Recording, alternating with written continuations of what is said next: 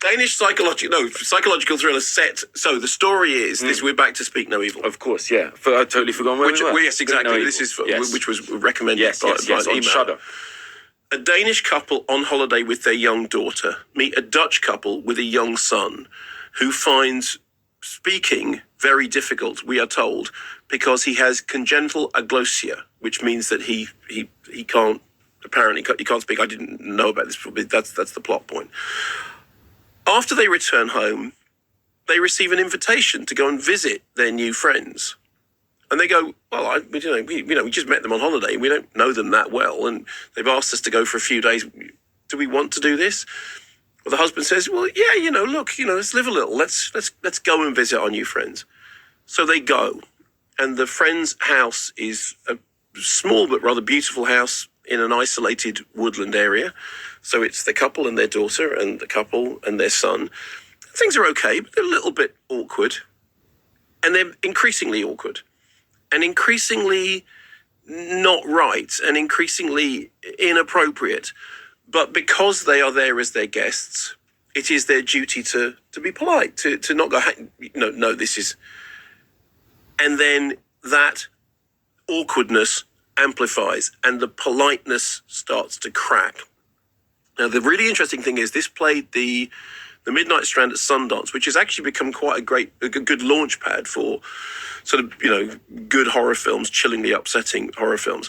We were talking about Ruben Östlund in the subject of Triangle of Sadness. And I said that Ruben Östlund had once said that all his films are basically about people trying not to lose face. Right. That is something that you could apply to something, particularly in Force Majeure, that whole thing about it's the appearance of civility, whereas beneath it, the kind of this barbarity has come out. This reminded me of two things. It reminded me of, have you seen the original version of The Vanishing, Spore Loose? No.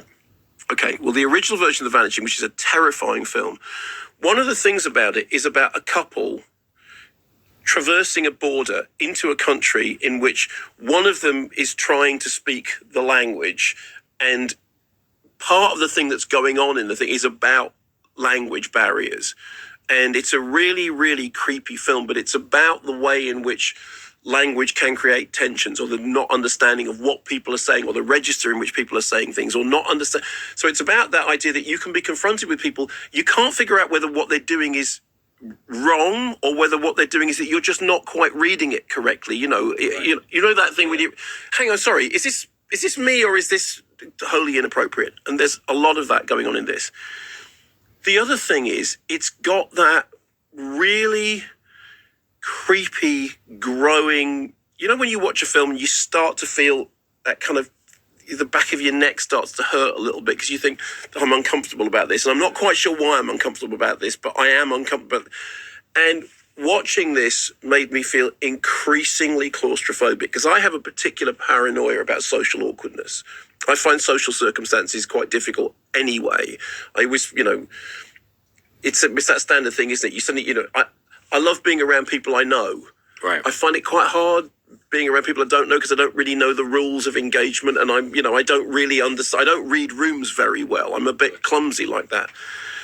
So for me, it's like the movie is just, tickling your throat, going, yeah, and then it moves. And as it moves, it gets worse and worse and worse. I don't want to say anything about it because the emailer was particularly keen to say, let's not spoil it. So I won't spoil it.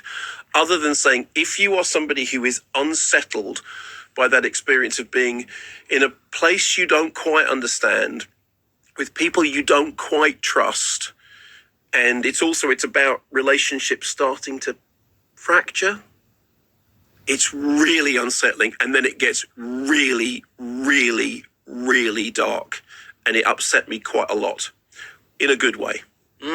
So I was delighted to be recommended it because I actually wouldn't have seen it otherwise, but it really got under my skin. I mean, it really creeped me out properly. Great music, incidentally. Great score, but really creepy.